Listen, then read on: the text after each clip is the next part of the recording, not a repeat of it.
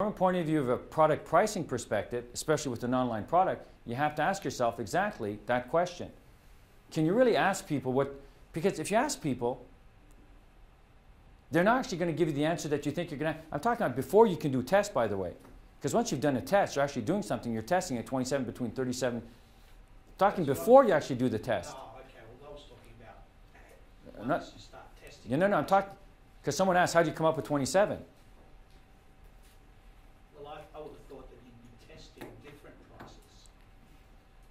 That's a different question. How do you test different prices? You sell one for 27, one for 37, figure out who buys what. We did that. Yeah, well, I did. No, not for this. We've done that for other products. Okay, but not for this one. No. Okay.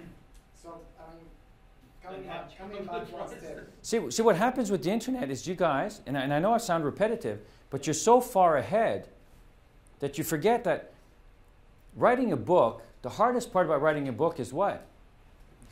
It's the first word. And I've told you, this is my trick. You're going to write a book, great. Figure out a title. You can change the title because it's called Word, you can edit it. So you say, this is the greatest book ever written. On a sunny day, a sunny Sunday afternoon, I was thinking about doing something. Stop, save it. Now I've started to write my book. Oh, it wasn't a sunny Sunday afternoon. It was a cloudy Monday evening. Great, edit. Now you're editing your book. Because the hardest part is to actually start writing those first few words. On the internet, it's what? You actually have to start deciding what are you going to sell at. And it's not any more complicated than, hey, Will, what do you think? We have to get everybody to put up their hands. Actually, we have to get as many people to buy this as possible. Really. If we sell it at a buck, will people buy? No, because it's too cheap. If we sell it for $4.97, will they buy? No, it's too expensive. Great. Why don't we sell it at $97? Well, you know, for 97 bucks. I just don't know how you can make the assumption. I understand, but let's talk it through. Okay. So, hey, let's sell it for $97. Play with me. No, don't rationalize. Play with me. I want to go one step before. Oh? Because something that I don't get. You come up with a value, which is $2,000. No, it's a product that's sold for $2,000. Someone paid $2,000 for it at some point in the past. Correct. So, I'm sorry? Why? Yeah, that's fine. Why you devaluate that much the product? That's something I don't get. No, I understand. Do you know the story? What was the question? Sorry. Yeah. Why would I devalue the product for $2,000? Well, it's devalued because you're not in the same time frame. Like it's a late model. Yeah. It's a late model. The only reason that the product is being what you call devalued is the fact that it's got wrong branding. That's the story. So if you don't know the story, I apologize, but that's the story. We printed them, produced them, and they're there in the storage locker. And what happened was, unfortunately, we changed our branding at the worst possible moment. Whose problem is that? Mine. My mistake. I have to wear it. Why? Because something changed, so we had to change our branding. So we did. Because in the overall scheme of things, oh, well, we'll wear this one because there's other reasons why we wanted to change our branding. So I'm not at all upset that we changed our branding. That's not the issue. But when we changed our branding, I said, oh, well, we're stuck with this inventory. We'll deal with that later. 2 years later, I'm going, I want to get this stuff out of here. So I either shred this stuff and throw it out, or I can sell it. It was at any time you thought about selling this bulk on eBay or whatever? Okay, you're asking the wrong question because that's not the question we're trying to answer. No, I know, but those are different questions, which I can answer. But you guys are trying to determine 27. So no, I'm not selling. Play with me. I'll get to your question in a second. You're Will, and I'm me. Hey, Will, what do you think? Hey, let's sell for 97 bucks. That's 3 times more than 27. Okay, let's go. So, Will, you really think we're going to get 3 times more people to buy at 97 than at 27?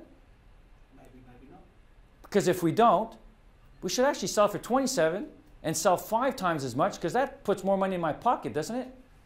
If you assume that. Well, Mark, what's your freaking outcome? I want to sell X and Y. Is that your only outcome? Actually, no, it's not my only outcome. Because if we just gave this stuff away, could you give out more away? Probably not because it's free and therefore, great. So it's not 0, it's not $1, it's not 97. So what's the difference, Will, between 27 and 97? Well, Mark, I think that for 27 bucks, people go click, yeah. At 47, they start thinking about it. Do you really want them to think about it? No, not really. We want people to go click, click, click. I don't want to think about it. Great. So what do you think the price point is? 37 or 27? Well, you know what? I think it's 27. Why? Because on the internet it's 27. Hey, Will, do you think it should be 27 or 29.95? You know, we've been doing $27, so why don't we just stick to 27? Okay, that's good. So how many do you reckon we can sell? X. Great. Let's try it. You've got a reference point. His book. What's the reference point? No, not my book. No. It's 27 on the internet. $27 product. Yeah. Did you just say that you use 27 on something else? On the internet, the most popular product that sells is worth $27. Okay, so there is a reference. Yes, there is. Sorry, if you didn't know that, yes. Yeah. Because we're totally. That's what Yeah, the most popular product sold, the most voluminous product sold on the internet will sell for $27. Your own or in general? No, in general. That More product, let me say it differently. There are more products on the internet sold for $27 than any other price, even including $29.95. How do they get that information? It's amazing. Well, it's easy. Okay. It's just math. It's just. Now that doesn't mean you always want your products at $27. We tried my study book at $37 because now that's a test, but that's a different question. The first question you asked me, which I thought was great, is how did you come up with 27? Now that's how I came up with 27. Any other questions how I came up with 27? No. That's exactly the dialogue. This is my product for 27 is 2,000. That's not the issue really you should be thinking about is what? What's the issue you're thinking about your products? How much value can I create? Sure, but that's a product issue. How much value can I create? It's how good can I make my product? That's a non-internet question because that's a value creation question. But what about pricing? What are the questions you're asking yourself about pricing? How much should I be? Yeah, I like the synonym questions as well. Pricing, how much should I sell it for? Yes. How much should I charge my clients for? Yes. At what price do I sell most? That's a different question. I like that one. At which price do I sell the most? More profitably. Or most, which price Well, that's do I not the sell- same question. at which price do It's I too bad sell we don't have an most? accountant here. At which price do I sell the most Product at which price do I sell the most profitably? profitably? Yeah. What we'll look at Google AdWords, if it costs you 15 bucks to sell at 37 and it costs you $3 to sell at 27, which one do you sell at? $37. Yeah, you've done that pretty damn quick, you guys, right? So we did a test. We sold my book at 27 and 37. I made more money selling at 37, but I sold less. Which wasn't achieving your outcome. Which was what? My secondary outcome is I don't necessarily want to sell more now. I don't necessarily want to make more money now. I want to make more money. Period.